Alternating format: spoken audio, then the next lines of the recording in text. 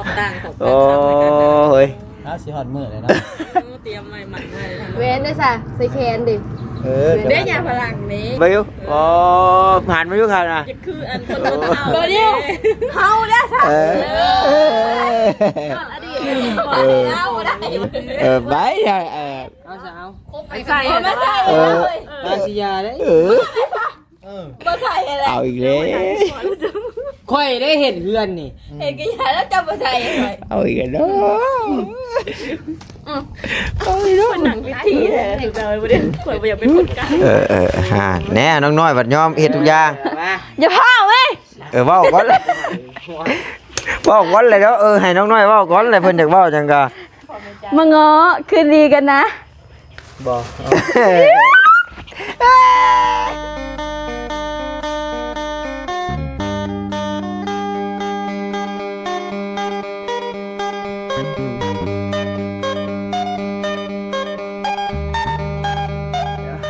เปิดคลิปมาก็ยังอยู่วงหมู่ข้อเก่าแล้วเนาะ บ่มืดบ่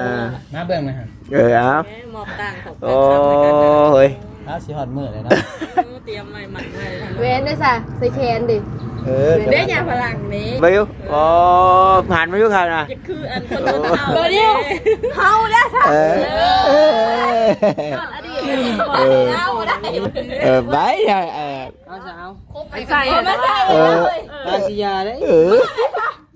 บ่ใส่อะไร เอาอีกแล้ว ค่อยได้เห็นเฮือนนี่ เห็นกี่ยาแล้วจำบ่ใส่เลย เอาอีกแล้ว ดึกถิ่มซ้ำแล้ว เอาไปมาไปใช้ตามคำเนาะโอ้ บาดเลยก็บาดเลย จะว่าให้กันจะคลิปที่ได้บ่ไปแต่เด้อ FC เพิ่นคิดในใจนะในจอเรา พี่น้องเอ้ย สวีทวาทุกคนเป็นจริงดิ เสียบตา โหหน้ามันสมเนาะบ่แล้วก็แม่นรีบ่น้องผัดชัยว่าเห็นอันสินคนเหียบ่ อ๋อก็จักสิว่าสินคนเหียคนปะบ่ฮู้ตัวนี้ ไม่ไหม้นี่ เห็นแต่เป็นชิ้น น้อย จักสิเป็นเสื้อหยังยังไปดุมขี้แห้งกว่านี่ เนาะทาอยู่เห็นกันเนาะมัน น้อย ก็ได้วันนี้ทามัดหัว จังว่าเว้าต่ำรถนี่ย่านี่แม่นจ้า เพราะว่าตัวเอามาปู คลำนี่หน่อยเอ้ยปูแคมทมแคมท่าว้าวไม่เห็นเลยล่ะเดินไปแล้วเนาะ เอามันใกล้ๆเพื่อนตัวเอา ไก่แดด เอาเบิ่งคือสินจังหน่อยแบบตอนมือใส่ลงน้องเลย แต่ก็มีเสือผู้ชายนำได้ มีเชื่อผู้ชายอีก มีเสือป่ะ เบิ่งเอาจะบ่เสือผู้ชายกับเสือผู้หญิงลองไปเบิ่งลองเบิ่ง ไปหน่อยไปเบิ่งไปหน่อยไป ได้ตั้งก่อนเห็นไปได้ ตั้งนะ สิมอบให้ลาบ่เลย เห็ดอยู่ปัดใช้ ไอ้สิสอน ก็ครบเอาแล้ว เปิดมันออกกันหมดเลยว่าจะไปกวดกินคืนในอันครับมักอันเห็ดยอดเทินได้ยอดอย่างคิวนะฮักใส่เห็ด คอได้นะ ใส่ตั้งหูพร้อมแล้วก็ใส่คอใส่เคน กีใบไม้คุณน่ะ นั่นยังนั่น เจ้ายังผู้ชมเอ้ยดอกเปิดทานคลายเฟอร์คุณน่ะเจ้าเคยเอาบ่มันอยู่ในขี้ควายขี้งวมันเป็นอัน ผลิตได้ไหม ลูกซีนเลยเลยเอาลูกก้อนเบ้า เล่าบ่ เอ้ยก็อันเสียนผมหมักสลีอันเด้แต่บ้านเอ้ยอันเอ้ยนั่นแหละเอ้ยต่างหากถูกกันอยู่เนาะกัดจนน้ำลาย แล้วก็บอสเจ้ายังบ่รวยทำข่อยธุรกิจข่อยบัดเปิดอันซูรูมขายรถเอารถฟอร์ดรถดุดรถไทย เจ้ายังว่าชูรูม ปั้นรถไทยขาย หนักธุรกิจเฮ็ดคนทางบ่ ตัวโยธาวันนี้เฮ้ย รถจกรถยางกี่เฮ็ดเลย เซลขายโทรศัพท์ไปรับปั้นทางอันตะกี้บนมีได้สัมผัสมีแต่กดปุ่มได้มาขี้หินได้ปุ่ม ในประเทศลาวยังบ่มีดอกผู้ค้าขายไดโนเสาร์บอต้าเฮ็ดเพียบเนาะ เฮานี่นอนพังอย่างเดียวนี่นะ เซ่ตาบอกนี่ได้ป่ะดิ นี่แกะออกนี่มันสิมีช่องคอยดูๆออกมาแหละมันมีช่องว่าง เป็นแง่ม ไอ้คนพาลินปั้นอันเฮ็ดปวกปั้นงูเห่าไปหาอะไรวะเด็กกันเอางูเห่ามาแกะ โอ้ดินโพดนี่มันจนแต่ว่าเด็กน้อยนี่มือใดเด้ชูชิใหญ่ทีนะมันก่อเลยไปง่ายมันก่อเลยไปง่ายแต่ละมือมันก็สิก่อขึ้นมาตื่นเช้ามาเป็นลงไปได้ลงไปง่ายมันแล้วให้มันออกให้มันก่อไม้ ก่อไม้คู่มือมันกันเลย แม่นก่อไม้คู่มือมันก็อ่อนคู่มือแล้วก็ลงไปลิ้นคู่มือ ข่อยคือวัด นี่อยู่โฮมขามนี่ โอ้นี่มดบ้านว่าลินด้วยวัดคุ้มเมื่อไหร่น้ำ แม่นได้ลิงกับน้องทั้งสองคนคือแบบ น้อยอ่ะเฮ็ดให้ใหม่เลยน้อย เอาง้อกันแล้วคืนดีกันแล้ว อีกว่านี่ โอ้ตัวเห็นคือหักมัน นี่น้อย เอาคือสุดท้ายยังว่าเออ เอาเจาะดังเจาะหู ใส่เองกว่า เอาไอ้ก็ใส่ให้เป็นยังใส่ให้น้องซื้อ บ่ได้ ซื้อให้น้อง แม่ได้ใส่ อืม เป็นหนังพิธีเลยถึงจะไม่ได้ควรไปอย่าเป็นคนกลางคนไหนเลย แง่ใช่ไหมอ่ะ ไปเบิ่งไปเบิ่งเครื่องกูไป ไปไปไป ไปเบิ่งเครื่องกูโอ้เนาะไปเอาตามสบายได้ท่านี้เด้อไม่เอา สวย ไม่นะ บ่แล้วมันถึงเพียง อันนี้อ่ะไม่อ่ะไอ้ตา มาอันให้หมอน้อยใส่เลยป่ะเบิ่งน้อยเปิดได้ทำดูนะ เป็นเลยขี้เขียวเลย กล้องใช้ให้มันดังๆกระซากใจ FC นี่ หักหู หักนั้นก็นี่ยังพิษกันอยู่เชิงได้ก็ โอ้งามดิ บ่เนี้ยดอกไม้นี่ จะเอาไปให้ไว้ บ่ได้ประมาณพอดีค่ะ ดอกบานซืดนะพี่น้องเนาะพี่น้องกันเนาะจังใดก็ขอกราบทักทายสบายดีเด้อพี่น้องเด้อเนาะ FC เบิดสุคนบนทางฝั่งลาวฝั่งไทยต่างประเทศน้ำเนาะกันยินดีต้อนรับเข้าสู่ช่องของบาต้าบ้านเฮาคือเก่าพี่น้องเลยนี่ก็กำลังสิไปเบิ่งบอลน้องปัดไส้ว่าเลยน้องเพิ่นว่าไม่ไหม้เนี่ยพี่ชันเนาะน้องน้อยบัดเดี๋ยวฮู้อยากเห็นบาดบ่หยอกเพิ่นเป็นหัวของตัวเองจักแล้วพอดีนะพี่น้องเนาะแม่น้องน้อยเราบานเขาพอดีจำแบบมันออกก่อนะพอดีงาม ของเฮาหวานจุ่มพอด นี่ถ้าเป็นไปได้นะนี่ซัมบอลนี่พอดีโอทีบ่ห่างเลยพี่น้องเนาะแบบมันแตก ของเฮาหวานตัวนี้จุ่มพอด ของเจ้าบ่วานนี่ ก็ตัวจุ่มนี่ แบบนี้แหละของไอ้วานก็มันอยากมันบ่เป็นกอว่าแล้วก็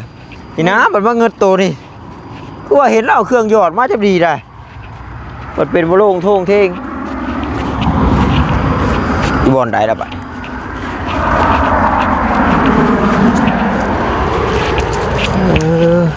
หมูมาเห็ดบุษานี่บ่อน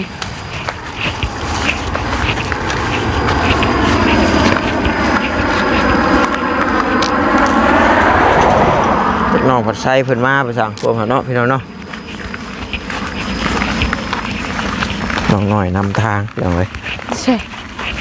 อยู่ใช่โอ้นี่บ่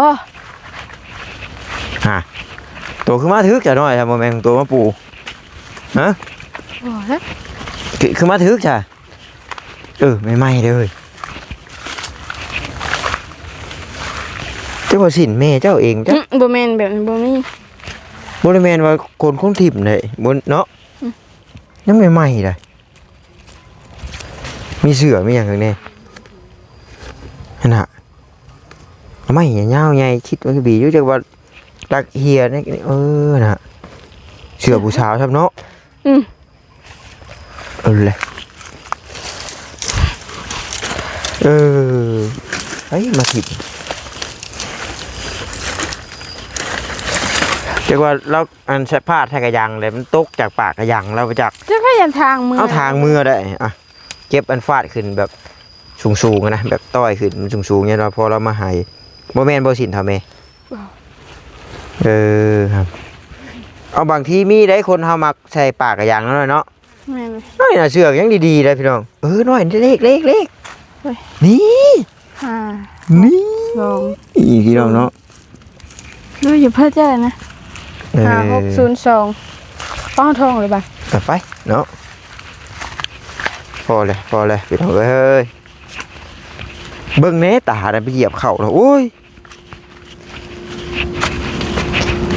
แล้วหอทอง เดี๋ยวเพิ่นว่าโมเมนต์ของเพิ่นน่ะย่างนำทางหน้าอ้ายปึ๊บมาถึกเฉยปอ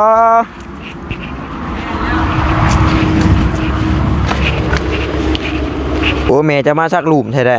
บ่แม่น แม่นบ่ได้มาออก เด้ใบไม้นี่ดิฝนตก บ่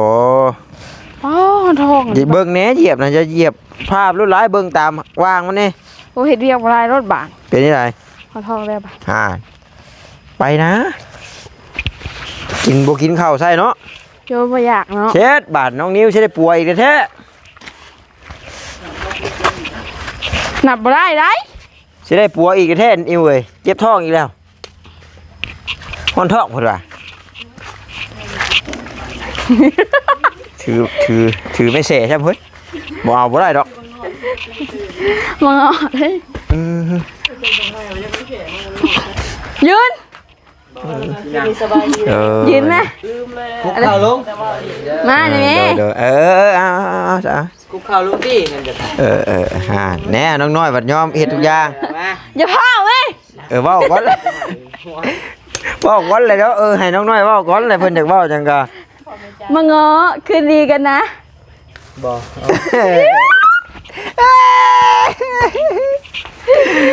ดมนะ เดี๋ยว ดมดม คันให้ช่วยเลยใกล้ๆยิงเหม็นหน่อยเฮ้ย เมื่อแล้วหาไปเมื่อแล้วหาไปไปเมื่อแล้วหาว่าไป เอาเมื่อแล้วไอ้มากับเมียมื้อนี้บ่ได้เมื่อโชคเด้ โอ้ยเมื่อดีแล้วหา ไม่เอาไว้มาก่อน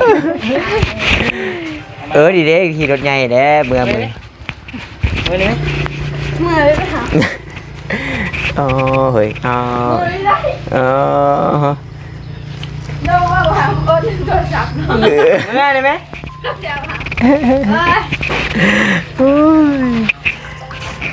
อันนี้เอา แล้ว บ่จะดีชื่อห้านใดก็บอกนะ จัดดีๆมันสิตายขนาดนี้ แกบัดเลยแกเมื่อทวงเพิ่นดิ บ่นะคือ ดีเลยมาไปเนาะไปพวกเป็นหน่อยเจ้าสิวางมวยกันไปเบิ่งแยกก่อนพี่น้องเนาะแยกบ่ได้อยากถามมีแล้วเพราะว่าเห็นน้องนงเสนอมาพี่น้องเนาะเกี่ยวแก่กับอยากให้เบาต้าเป็นผู้รักหรือว่าเป็นผู้พาก่อพี่น้องเนาะถ้าว่าบ่มีงบสินะถ้าว่าบ่มีงบจ้างสร้าง โดย คือน้องผัดไทยถามเบาต้าพร้อมหันแหละพี่น้องนะในคลิปน้องเพิ่นละไปดูเดี๋ยวขออนุญาตพี่น้องเนาะคือน้องผัดไทยว่าเจ้าก็เป็นบ่ไอ้ต้าเนาะถามว่าเบาต้าเป็นบ่พี่น้องเนาะถ้าสิว่าบ่เป็นก็เคยจับเคยบ่ายน้ำเพิ่นอยู่พี่น้องเนาะแต่ก็ถามถ้าสิว่าเป็นก็ย่านบ่งามสินะแต่ยอมรับว่าก็เคยพี่น้องเนาะก็เคยมีประสบการณ์แบบว่าเคยก่อเคยซอยเคยเฮ็ดเพิ่นเคยเฮ็ดน้ำเพิ่นพี่น้องเนาะตอนเฮ็ดเฮือนสาวตอกสาวต้าก็ได้หลังกล้องบอต้าก็เฮ็ดได้พี่น้องเนาะตอนถ่ายคลิปก็ก็คือบอต้านิสัยบอต้าน่ะเคยซอยพี่น้องเนาะบ่ค่อยอยู่ซื่อๆสินะตอนบ่ได้ถ่ายคลิปบอต้าก็ค่อยก็ปล่อยปูนก็ยังก็ยังช่วยเพิ่นอยู่เนาะเพราะว่าตอนนั้นลุงเด้พี่น้องเนาะเอาป้ากับลุงช้างพ่อช้างเด็มาเฮ็ดเดือนสตาร์นะก็ช่วยอยู่เพิ่นตั้งวงกบอย่างก็เห็นอยู่พี่น้องเนาะเพิ่นก็เอากระจับลูกดิ่งจับอย่างใช่มันเทียงมันอย่างเดียวกับกับมันเสาแหละพี่น้องเนาะคือหลังวงกบแต่เฮาก็เอาหน้าเสาแหละเป็นแบบพี่น้องเนาะส่วนเทิงหลังมันก็บ่ต้าแล้วเนาะเปลี่ยนเรื่องไปเลยเพิ่นก็ใช้ลูกดิ่งพี่น้องเนาะเปลี่ยนเรื่องไปเลยเนาะว่าเป็นเรื่องเป็นเล่าเลยว่าเป็นเรื่องใหม่เลยเนาะกับพอเห็นพี่น้องเนาะว่าประสบการณ์เพิ่นนะว่าเพิ่นเฮ็ดแบบใดเนาะพอเพิ่นได้แบบได้อย่างเพิ่นก็ตีได้ตีอย่างแต่ค่อยก่อพี่น้องเอาแหละแม่งขี้นากนี่หลายนี่แหละจะว่าถามว่าเป็นบ่พี่น้องเนาะเป็นเคยช่วยเพิ่นนะเคยช่วยเป็นลูกมือแต่ก็บ่เคยแบบว่าควบคิดเองลงมือเองเนาะจำว่าสิได้เฮ็ดอีก็แต่บ้านน้องน้อยเพิ่นบ่มีช่างก็สิลองเบิ่งพี่น้องเนาะแต่ว่าน้องๆเพิ่นว่าเจ้าและเป็นผู้พาเฮ็ดพาหยังพาก่อลองเบิ่งเนาะแต่ว่าเทคานเทหยังทับหลอกทับหลังมันก็กว้างห้อมก็ทำมันปงเยี่ยมแหละพี่น้องเนาะเอาก่อขึ้นมาได้ประมาณจักสิว่าจักเส้นนะเนาะตัวจับวงกบใหญ่นะพี่น้องเนาะประมาณ80บ่เอาสมมาผ้าควรแหละว่าแล้วก็มันสิมีหูอยู่แล้วมา เพิ่นก็เทบัดเนาะเทคานทับแล้วก็ตั้งวงกบแบบนี้เนาะตั้งเททับหลังวงกบนะหลังปงเยี่ยมนะนั่นแหละก็เห็นเพิ่นเฮ็ดประมาณนั้นพี่น้องเนาะแต่ก็โอ้ยสิมีงบอยู่ดอกละวะบ่ว่าสิให้อ้ายเฮ็ดอีหลีมันก็ช้ำเบี้ยไปแล้วใช้เช่าเลยเขียวปื้อนะเอาอีกเลยยันมันบ่พอแจวเด้ไปให้อันโมนิวเฮ็ดอีกจักว่าสิเอาไปมาบ่มุ่มกันรีบจักเนาะบ่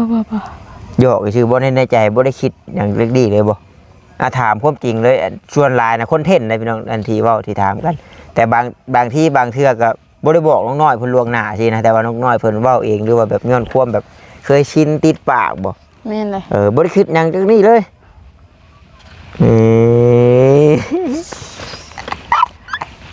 ว่าเดี๋ยวเห็นหยอกกันปอกแป๊กปอกแป๊ก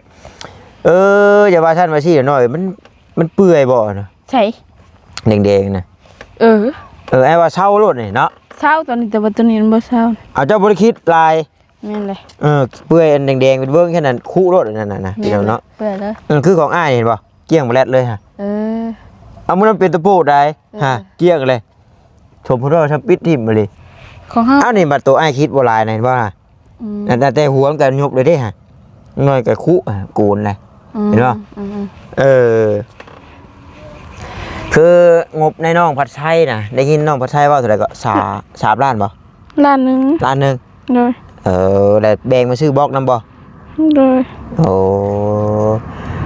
เพราะว่าค่าสร้างนั้นเพิ่นไล่เป็นแมตต์ได้พี่น้องเนาะถ้าเป็นสร้างแจ้งไล่เป็นแมตต์กะเล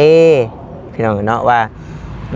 จักแมตต์ห้องเฮือนน้องน้อยมีเท่าไหร่เพิ่นเอาตามนั่นพี่น้องเนาะแมตต์ละเท่าไหร่ละบ่ตาก็บ่จื้อพี่น้องเนาะถ้าว่าเว้าแบบเมาเพิ่นก็เบิ่งตามเฮือนน้อยเฮือนใหญ่พี่น้องอิงตามเพิ่นนั่นแหละถึงสิเว้าแบบเมาเพิ่นก็จับแมตต์ดึงเบิ่งคือเก่านะดึงเบิ่งแล้วเพิ่นก็สิมาเมาให้นะเพราะว่าเพิ่นเคยเห็นอันนั้น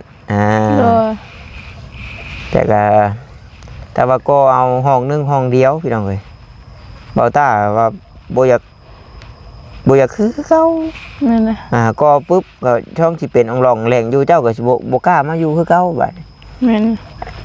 ทางที่ดีนั่นความคิดเบาตานะพี่น้องเนาะถ้าว่ามีเงินนั่นซื้อวงกบให้มันครบเบิดนั่น3-4 ห้องนั่นและก่อตั้งวงกบไว้ซื่อนะถึงบ่แล้วก็ก่อตั้งไว้นั่นจักว่าดีกว่าจักก่อให้มันอ้อมไปเลยนะแต่ละห้องแบบนั่นแหละแบบว่าเฮาพอดียึดวงกบไว้นะพี่น้องเนาะก็อีกตามเจ้าของเงินพี่น้องอีกตามเจ้าภาพเจ้าชะทาผู้เพิ่นซอยเพราะว่าเฮาเป็นสะพานบุญเด้พี่น้องเนาะเพิ่นจุดประสงค์เพิ่นว่าโอ้แบบนี้เด้อแบบนี้เด้อเฮาก็เฮ็ดแบบนั้นถ้าว่าจุดประสงค์เพิ่นให้เฮ็ดแบบนี้แล้วเฮามาเฮ็ดแบบนี้เนี่ยผิดได้พี่น้องเนาะผิดก็คือมีเรื่องข่าวกันมื้อนึงมื้อเนือดเมื่อคืนนี้แหละพี่น้องเนาะหลายคนก็คือสิเห็นอยู่ดอกเรื่องน้องโอบ่ชื่อดินน้องโอนั่นแหละผู้ใหญ่เพิ่นบัดให้มีชื่อน้องติ๊กน้องมิกอย่างแหละพี่น้องเนาะแต่ว่ามันบ่มีชื่อนะฮะก็จบกันแล้วพี่น้องเนาะคือนี่กันแล้วสมมุติว่าผู้ใหญ่เพิ่นว่าฝากงบมาไว้สมทบเด้อแต่ว่าเพิ่นไว้ให้สมทบเฮ็ดเฮือนเจ้าเด้แต่ว่ามันบัดบ่ทันมีผู้สมทบเฮาไปเฮ็ดก่อนเพิ่นสินะแลบ่ได้เด้เฮาต้องถามเจ้าของเงินก่อนว่าคือเงินจำนวนนี้มันตอนนี้มันบ่มีผู้สมทบแล้วนู่นนี่นั่นแหละพวกน้องเฮ็ดอันนี้เด้อหรือว่าลูกเฮ็ดอันนี้เด้อสินะต้องรายงานเพิ่นซั่นได้ให้ได้สิกล้าเฮ็ดแต่ว่าอยู่ๆก็โอ้เฮ็ดโลดย่ามันมีปัญหาพี่น้องเนาะย่ามันเกิดดราม่าขึ้นมาแล้วมันยากมีปัญหามาปกติเพิ่นเอาเพิ่นให้สมทบเนาะก็จักมีท่ามีไว้ก็จนกลัวสิพอพุ่นแหละจนกลัวสิพอพุ่นแหละนอกจากว่าเฮาประสานงานกันแล้วเฮาเว้าเข้าใจกันแล้วกับผู้ใหญ่เพิ่นแล้วแต่เด้อถ้าว่านานมากก็จุ่มน้องพากันเฮ็ดโลดสินะลูกพากันเฮ็ดโลดก็โอเคพี่น้องเนาะเฮ็ดแต่ว่าโอ้มีสมทบมาแล้วก็เอาพี่น้องเนาะต่อสืบสมทบกันไปแล้วน้ำบาต้านั่นเล็กกระปูดอกนึงก็บ่มีพี่น้องเนาะตอนนี้เบิดแหละพี่น้องเอ้ยเบิดแล้วเนาะก็นั่นน้องน้อยก็พอหักไม่หักก็ เราก็บ่มีคือกันพี่น้องเนาะเราก็บ่ได้สร้างมีพอฮักไม่ฮักเราก็ได้มีแต่ผู้เพิ่นฮักแพงก็โทรมาลิ้นมาหัวซื่อเนาะฮะน้องนิวเป็นหยังอีแลเมื่อยแล้ว มานี่ก็มาทำ